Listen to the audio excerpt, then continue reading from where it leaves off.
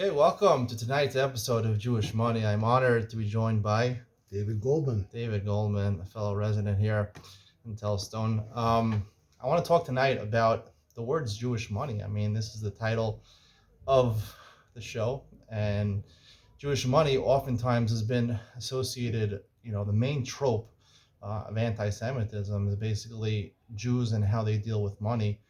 I even saw yesterday there was uh, a big, uh, they were going against Google because Google had translated uh, Jew, the word Jew, not as a person who subscribes to the Jewish religion, but as a verb to Jew somebody. They translated it as a means to argue in a petty or miserly way over money. Mm. Um, when Jews found out about this, there was a loud uproar against Google. Google apologized for the translation. They said it was a third source that translated it, and they would do something about that. So tonight I want to talk about this anti-Semitic trope. Jews don't use money in the right way. They take advantage of the people with money. They're cheap with money. Um, do you find any merit to this as a Jewish person? Do you think this? Obviously, every racist comment or trope has some truth to it. Usually, it's a generalization of an entire group. But in what way, when you think of Jews and money, what conjures up in your mind? Well, I mean, historically, I think the association of Jews and money started. I don't know if it started, but it certainly was popularized by the fact that the non-Jews couldn't do money lending, right? That was and they wouldn't let Jews into just about any other profession. So I think it was the Middle Ages, really, that Jews became their profession of choice. Was they were usury. They would do usury, and so they would lend money out at interest. And I mean, I think on a human level, everybody can relate to you're excited when you get your loan at first. You're very excited about it, and then when you ultimately have to pay it back and the interest, there might be feelings of resentment. I think that's pretty natural. And so when you have an entire group of people that are sort of forced, not by choice, but by just by lack of other options, into that profession, I think that would explain the sort of connotation of the miserly Jew. The Jew is actually looking after his own money, trying to get it back after lending it to a non-Jew. So interestingly, Jews can't lend money to other Jews and charge interest, but we don't. The Torah doesn't prevent us from lending to non-Jews with interest. So I mean, I think that's kind of where it started. It reminds me, I'm from Los Angeles, and Okay. there's a book called City of Courts. I don't remember the author's name, but it's a great book. Really, it talks about the origin of Los Angeles. So in Los Angeles, there was downtown LA. This is like 6th, 7th, Figueroa. I actually used to work there, but they wouldn't let Jews work in any of the office buildings down there ever. So they built something called the Wilshire Corridor, which a lot of people, if you've ever been to LA, it's a very, very popular street, Wilshire Boulevard, and you've got all these amazing buildings, and that brought on Century City, where a lot of the big law firms are. So that was all because they wouldn't let Jews into the central part of Los Angeles. So they sort of did their workaround, and they built this other corridor where they could work, and that ended up becoming a much more desirable, real estate and place for people to work. So I think it's similarly with Jews and money and usury. I think we're sort of forced into the situation, and the guy that the Sadiq who sent me to Asia Torah originally, he told me when he bought my second ticket. Okay, and he's done this for thousands. Dick Horowitz. Dick Horowitz? Yeah. He's a big tzaddik. I mean, when they're gonna have a huge party for him in Shemaim when his time comes on May Asrim. Where is it from? L.A. So, but when he bought the ticket for me, he said, I'll give you this ticket, but just don't hate me. And I thought it was a very strange thing to say. I felt so grateful to him for giving me the opportunity. But it's an Indian, it's like people would rather be in a situation where they could be the giver than to be the one that has to take. And so I think that that also can explain some of the anti-Semitism that we have. Even when Jews are trying to do good things and trying to be philanthropic, and they're opening buildings and their hospital wings or whatever it is, there are people that envy comes, and I think it's also a natural emotion, and that can also perhaps explain part of the problems with Jews and money? Well, I mean, nowadays, right, Jews are really not restricted from what fields they work on, at least, in most Western societies. Mm-hmm. Um, if you look at the Forbes 400, 400 richest people in the world, I think the statistics are about 25% of that list is Jewish people, even though the Jews in the world are fractional, minority in the world. Mm. 25% of the richest people in the world are Jewish. Mm-hmm. Um, Not because they're necessarily lending with interest; they're just good at business. Mm. Um, so how would you say it originated from that? They were lending out the money and they were making a lot of profit off of the interest. But nowadays, it seems to be the same thing. A lot of people have hatred towards the Jews. I once saw a picture where a black man, was holding up a sign in Times Square and it says, Google it, Jews control America. And in a certain sense, they do. I mean, most of the richest people, most of the heads of the richest corporations, most of the owners of the professional NBA and NFL teams, a lot of them, an overwhelming, maybe majority, are actually Jewish people. Mm. In a sense, they are the richest people, even, without money lending. They just have been very successful in business. Is there something among the Jewish genes that contributes to success in business? Because I personally think there is. I think that Jews stand out in terms of every ethnicity has their own strengths and weaknesses. Mm. I think Jewish people are smarter than the average person, and I think that also, on the average, I'm saying it's possible that other ethnicities have smarter people than Jews, Mm-hmm. but I think Jews are very smart, and I think Jews are very good at business, partially related to their intellect. Mm-hmm. So, in present day world, where people are using anti-Semitism because Jews control the world, because they're in charge of big businesses, they're the biggest billionaires. Mm. So, if you're saying that it was originally because they took advantage of them, they charged them interest, they collected on them, and they hated them for that. Nowadays, it's not necessarily they're taking advantage of people and collecting interest. They're just, is it envy in the world that people are envious of the Jews because they're good at business?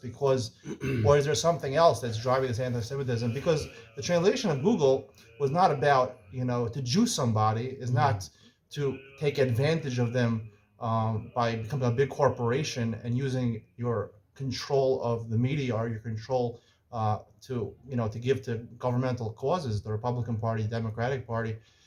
So it's not really because of that anymore. It's So what do you attribute it today? When you say to Jew somebody is to, haggle over a price with them in a cheap or petty way. We're not.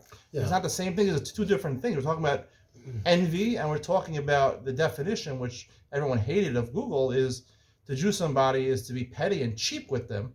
Mm-hmm. Those are two different things, in my opinion. I don't know. I mean, you ask, the Indian people who are also very successful in America and elsewhere around the world, when they, especially expatriates that live in the U.S., they're notoriously also very, very, I wouldn't say miserly, but they're concerned about their money, and they're known to negotiate and to try to bargain, right? And they see it as a source of honor for them. Which group are you Indian. I'm talking about Indian Americans, people from India. Indigenous people in America. Yeah. Not indigenous people in America. Those are Native Americans. I'm talking about from India. From India, the country of Hoda. India. Okay, yeah. Okay, there you go. So they're notorious for being tough negotiators. I used to work in a place where we were dealing with a lot of business owners that were Indian, and we would know that this is going to be tough. We're going to go into a negotiation. It's going to be a Jew and an Indian. It's going to be tough. I mean, there can be some frivolity there. I mean, it's like it's not always bad to try to get a good bargain. I'm not built that way exactly. My wife gets angry at me for that because I'm not I'm not enough of a hard bargainer. But I think there's something to it. And look, there's envy everywhere. We're living in an age of envy. Okay, people are posting things on their social media. Always the best moments. Also, on ships and in Italy and crazy places. Everybody's jealous of everybody else. Everybody's watching everybody else. So that's a problem in humanity. And the fact that Jews are successful out of proportion of their numbers, I mean, that's true. I mean, it's a fact. We can't argue with the facts. Why does that engender negativity? I don't know. I mean, jealousy is a very natural thing to feel, right? Like we can all relate to being jealous. And then there's also, there's the Jewish world is very diverse. We're living in the religious Jewish world. There's also I came from the non-religious Jewish world, right? That's how I was raised. So I would say that the people are completely different. Some of the most charitable. What's the difference Well, some between of the the most charitable religious world people. and the non-religious Jewish world, in your Well, opinion? my You've been in both, experience, yeah. in my experience, I would I'd say like that to know. religious Jews are extremely generous and charitable, not just with their money, but also with their time. I had plenty of, let's say, secular friends who, I would ask them for a ride from the airport. There's no chance they're going to pick me up, but I can count on many fingers here in our neighborhood, people that would pick me up from the airport. I just think there's something in, having a code that you live by and having, overall hashkafa that makes people more charitable. Like there's some people I know that give 80% of what they make away. I mean That's incredible. 80%. Even the Torah says you're not supposed to give only 20%. Right. But a person that I know in Los Angeles, it was, I don't know if he still is, but for at least 20 years was giving away 80% of what he makes. How much is he making? A lot. Enough. Billions, millions?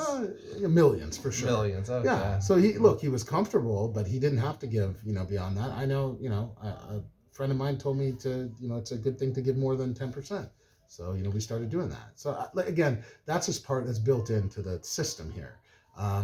There are generous Jews who are not religious. That's also true, of course.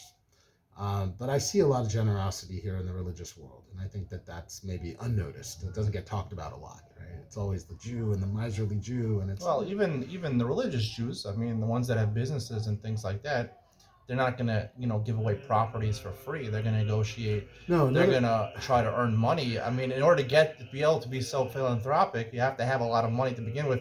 In order to get that money, you have to have a big Hashem business. says that you can test this by giving away even more and you'll get it back, right? I mean, that's a known, you can test Hashem on this. You start giving away 20%, you'll be surprised at the bracha that you'll see. But you have to do something. Everyone, even from Jews, believe there's a concept of ishtadlus. Of course, you have to try. Of course, you have to build a business. You have to do something that could realistically generate. I'm not revenue. saying a person who's barely scraping by needs to give 20% away for sure. No, that's not what I'm saying. But it's interesting because there are these books that somebody told me to get to read to my kids. Okay, yeah, really, they're always about rabbis and Russia or Poland, and it's 90% of the stories deal with a rich man.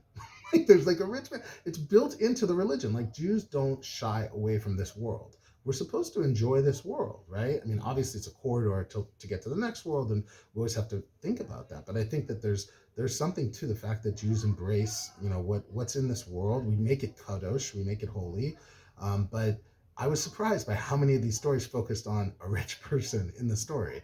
It's a mila. It's like something that we aspire to. Like there's no problem with having money. I think other religions there's a lot of guilt associated with having money. That's not a problem for Jewish people as I see it. So we basically summarized two different types of Jewish people over here. We're talking about really rich Jewish people, like you just mentioned, all these stories, the really rich Jewish people, and possibly anti-Semitic tropes against Jewish money for the envy of people being so successful at controlling America, quote unquote. And then there's, like you mentioned, like I was mentioning about Google translating and being petty and cheap with money. You're telling me maybe the right word should be not the Jew somebody, the Indian somebody. No, I'm definitely not saying that. That I did not say. No, I'm just saying. I would not say that. I wouldn't say this, to Jew the gypsies, either, but I'm saying there was a term gyp, to gyp somebody, right? That was from gypsy. Gypsies, right. So I'm just saying Jews are not the only people that are associated with like tough bargaining or being tight with their money, looking after their money. It's not only Jews. That's my point. So would you say that the connection between Jews and money and anti-Semitism is more directed because of the envy, because of the overwhelming success of Jewish people? At this point, I think so. Or is it because of the sector of Jews that are cheap, or are even the rich people more cheap than the regular population?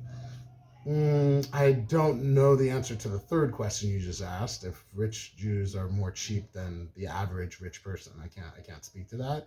But we're asking your thoughts over here. What are your thoughts? What do you think? You could have an opinion. I have opinions, but I don't like making uneducated opinions. What's your assumption? It doesn't matter. There's no one. I think that there's been plenty of philanthropy both in the religious Jewish world and the non-religious Jewish world. Some of that might be gaiva, like some people want to have their name on a building, but they're still accomplishing something good for the humanity by doing that. So no, I think Jews overall are actually quite generous. I think it's just overshadowed by the envy that maybe some people feel when they see, like you said, the so many people in the Forbes top list are of Jewish heritage. They get jealous. It's like I said. I think that's a very understandable emotion to feel. If we're talking about like what is it? Yay, Oh, Kanye. I was just gonna bring that up. Yeah. Kanye, right? Did you see the So interview last night? so my wife actually told me about it. She watched more of it than I did.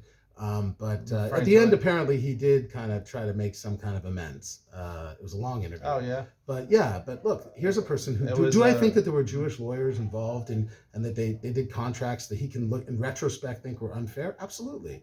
I mean, there's some pretty unsavory Jewish people. Let's be frank about it, okay? Of Like course. it's like I don't think that being born Jewish makes you like some big tzaddik. I know plenty of good people that are Jewish. I know plenty of rotten people that are Jewish. So I think that it's up to us what we do with this life, right? And I just want to make clear, there was an interview last night with Piers Morgan, a famous newscaster in England, Yeah. and Kanye West, who's made a couple of anti-Semitic remarks recently. More than a couple. It's well- every day. Well, it's kind of confusing because he seems to think that he's Jewish. He thinks that all blacks are Jews. He seems a little, don't know. Some of his comments are just, excessive or, a little strange, some of them. But he basically said the reason that he made comments, degrading to Jews was because he's a rapper, he's an artist, and he was it's a clothing company. yeah, he was part of Adidas, but he was dealing with a lot of big corporations and which were oftentimes headed by Jewish people, and he quote unquote said he was raped by 5 Jewish businessmen. That was the direct quote that he said last night. He said, when that happens to you, I have to, take that out on the Jewish people. Piers Morgan was saying, you can't generalize. There's 5 Jewish people who, wronged you. You can't make an assessment on the whole Jewish people, offend a whole nation, a whole ethnicity based on that. Yeah. That's basically the only part I really saw. But it seemed from what he was saying. I mean, like you're saying, there's definitely unsavory people that are Jewish also, even very rich people who are cheap and are and try to take advantage of you in business. Not all Jews are like this, obviously. Yeah, my father-in-law used to say, Zichron Levracha, he used to say, if I wasn't Jewish, I'd be anti-Semitic.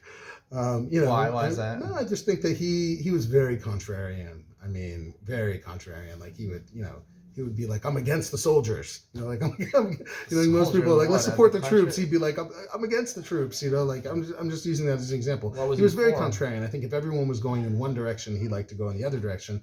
So when he talked about the bad actors that are out there that are Jews, that he would see them and he would see the trouble they're stirring in the world, and he would say, look, he would sort of understand the other side. He would speak for the other side and say, look, if I wasn't Jewish, I myself might be anti-Semitic. So, I mean, there's something to what Kanye's saying, of course. I don't support what he's saying. I don't think I'm worried about it. I think he's an extremely influential person, and I've already seen derivative videos that are coming out, framing this in a way that makes it look like it's some big conspiracy.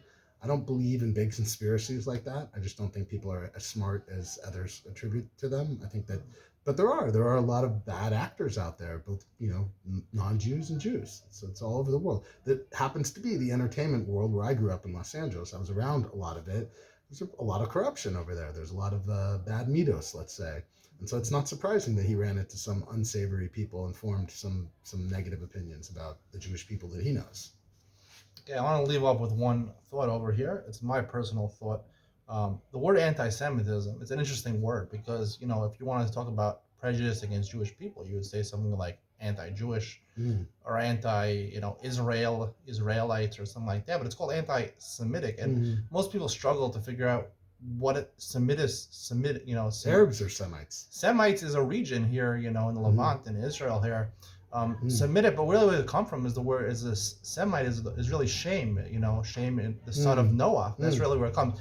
Anti-Semitic is really the word is you're anti-people Well, in who Hebrew, are it's anti-Shemite, Shemite, right? Isn't it Shemite. That's how they say it in Israel, Shemite, but it means shame. Shem was one of the sons of Noah, three sons of Noah, right? And Klal Yisrael and all the Jews came from through Shem, through Avram, and eventually through Shem. But you know, what was Shem known for? I've talked about this in my other lectures. Shem, was famous for yeshiva Shem ve'ever. Oh, yeah. He was the first real yeshiva. Yaakov, when he was on his way to, to the house of Lavan to work, to marry Rachel and Leah, he stayed there for 14 years. It was the first yeshiva out there, and I think my personal opinion is that it's a lot deeper than just about being petty about money or jealousy about that people are successful and good at business. It happens to be that Jewish people are smart, they're good at business. Technically, you should be jealous of anyone who's rich or better than you, and people are jealous of them. But to just say because Jewish people are so successful, we're just going to hate them so much, hate. This anti-Semitism has done some terrible things. You think back to Hitler and things like that. There's been almost no prejudice against the Jews. I mean, maybe you want to say the blacks and things like that, and slavery, but the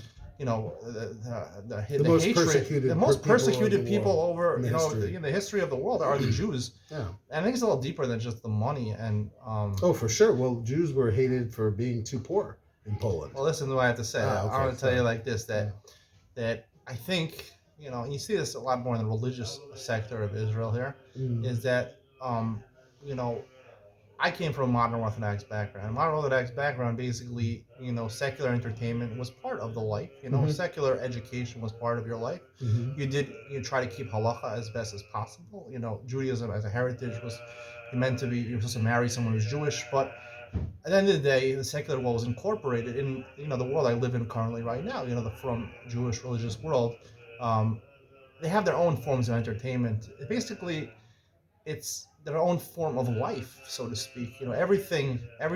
Jews are different from the way they dress. Not all of them. People like you work. You're part of the religious community. Not everyone wears white shirts and black pants. Most of the people that are learning in yeshiva do. A lot of people. In the past couple of decades, there's been a strong force moving people to kollel, where they're studying most of their lives. I believe that the hatred for the non-Jews, you hate someone when they're different than you, and when a sect of people takes life and they say we're going to be different in every single facet of life, and that's really what. There's nothing wrong with learning in yeshiva and studying in yeshiva. When yeshiva becomes your way of life, it becomes, it takes over every rubric of life and basically says we're going to do it differently. And not everywhere in the religious sector you find this, but in certain places, some more and some less. When people are different than you and they purposely say we are going to do life differently than you, we're going to earn money differently than you, we're going to have different entertainment than you, different education than you, different role models than you. So people are different like that. So there's hatred. There's the whole world. Even the Muslims, right? The Muslims have their own way of dress or their own way. But Muslims, a lot of them, they don't really have their own entertainment. I would say they're still part of the secular world. Even the Pope, right? The Pope, he eats pizza. He's a priest. He gets Patek Philippe watches. Every Pope is supposed to get a Patek Philippe watch. They're into the regular secular world, and when Jews start diverging from that and getting their own type of life, right? So in a certain sense, that brings the hatred, and then there's a focus more on what can we label them? We can't say we hate them because they're different. Why do you hate someone because they're different? Just naturally, people who did things differently than you don't like that. So they say, wait a second, Jews, they're cheap.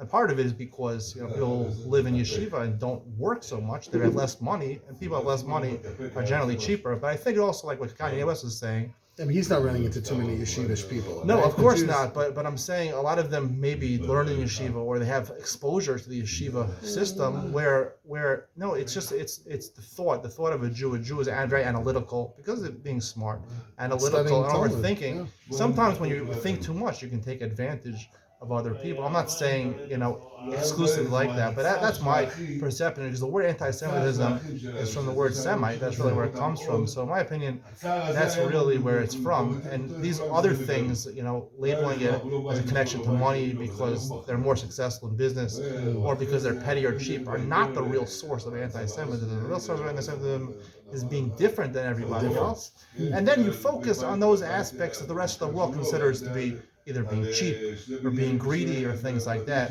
What are your thoughts about what I said? I mean, look, if that were true, with all due respect, then the more we integrated and became more like Gentiles, then anti-Semitism would just disappear. And obviously, World War II in Germany, it would show you that that's historically not the case. Like, Jews were assimilating at a rapid rate and dropping off like flies in terms of intermarriage and everything else.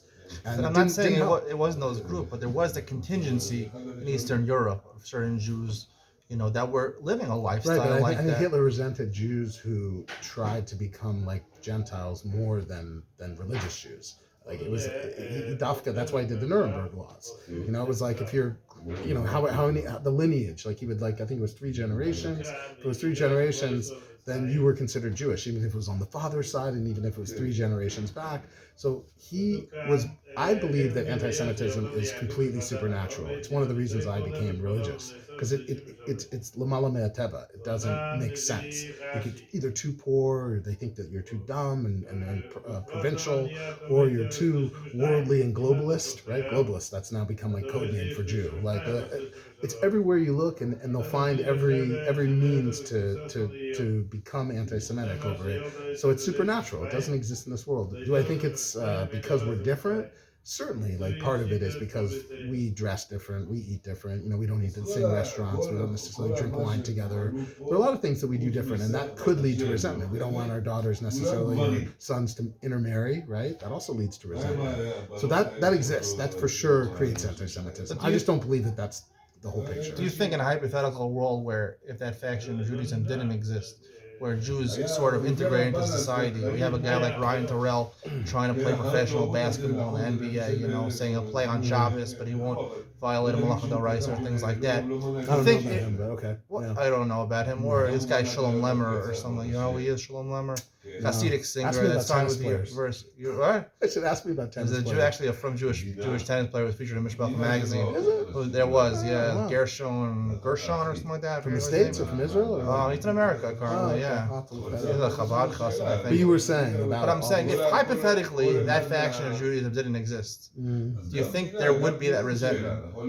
The same resentment as the same vitriol as you have now? Or you have had throughout the generations? Yes, because I also think anti-Semitism comes when Hashem's not happy with us. And so that's a counterbalance. When we're not doing the right thing as a people or individually, so anti-Semitism surfaces. And it always surfaces. It's irrespective of how integrated the Jewish people or the Jewish population is in any given place. Okay, I mean, that's your opinion. I personally... You wanted my opinion. No, I want your opinion. I personally think, because my one proof, I don't have proof, because it's a hypothetical question, because that faction always has existed and will probably always exist. It's just from the word anti-Semite. That's really where I'm getting it from. It happens to be coincidentally, the word anti-Semite is not about money, it's about the aspect of the yeshiva life. But anyway, thank you for your time, David. Pleasure. Always good having you. I'm sorry to the listeners for the background noise. It wasn't planned, and you have to forgive me, but I'm sure it was a great interview, and you should enjoy it, and have a good night. Good night. Be well.